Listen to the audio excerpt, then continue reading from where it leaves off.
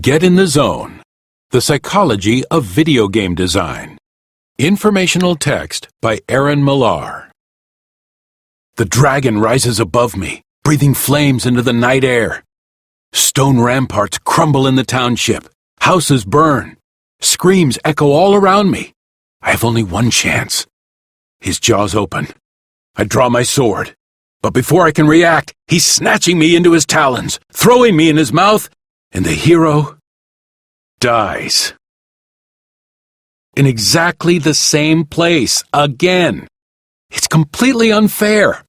I throw my control pad on the floor, scream at the screen, and walk out of my bedroom in disgust. Sound familiar?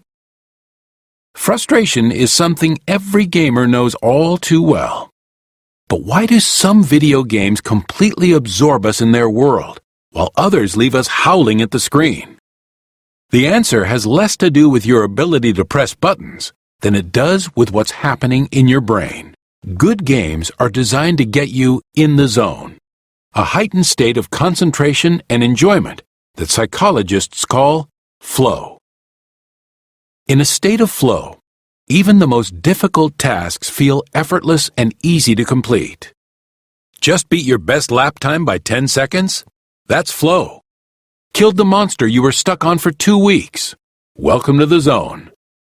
In a flow state, explains psychologist Jamie Madigan, author of psychologyofvideogames.com, you don't have to think. Your performance is automatic. The rest of the world falls away, and you are wholly focused on the screen. Top athletes and rock stars describe this state of mind when they're performing at their best. But gamers have an edge. Unlike the real world, video games are designed to get us into this state as quickly as possible and keep us there. It's why we play. Flow is fun.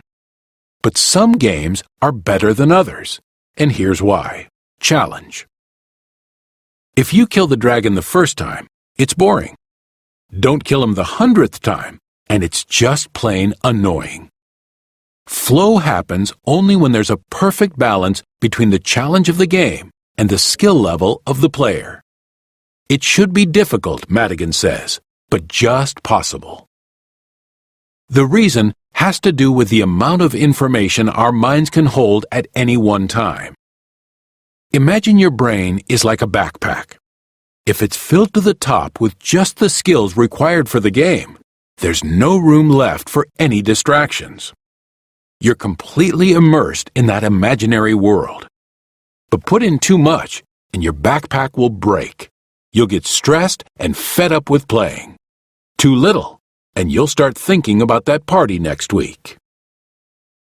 It's a delicate balancing act. In order to keep us in the zone, games have to increase their level of difficulty at precisely the same rate at which players improve their level of skill. And everyone's different. The secret, according to Madigan, is designing games that have really clear feedback so that you know when you're doing something well or poorly and why. Focus. Imagine fighting a horde of zombies while being distracted by something out the window. Not easy, right? Flow requires focus. The games we love force us to concentrate at just the right level. But in order to get us in the zone, they must direct our concentration in the right way too. That's because focus, our ability to pay attention, is like a flashlight beam. It can only shine on one or two things at a time. Too much information, or irrelevant info on screen, and our focus blows a fuse. We become disoriented, unmotivated, and unsure of what to do. The zombies win. Ever been lost in a dungeon, not sure if you're supposed to find a key, move a block, or start again? That's bad flow. The best game designers keep us in the zone by steering our attention, like movie directors, from one challenge to the next. We're simply along for the ride. Reward. Fighting the dragon should be fun, but we need a reason to keep trying too. Goals are built into games to keep us coming back for more. But goals without rewards are like pancakes without maple syrup. Hard to swallow and a lot less sweet.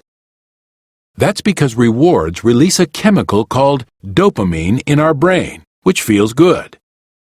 When you get an A+ on your test, that warm feeling inside is the reward center of your brain having a party. And that same chemical is released by virtual rewards too. Just leveled up or beat your best score? Hello, dopamine. The key, according to Madigan, is designing games with micro-rewards that are linked to longer-term goals.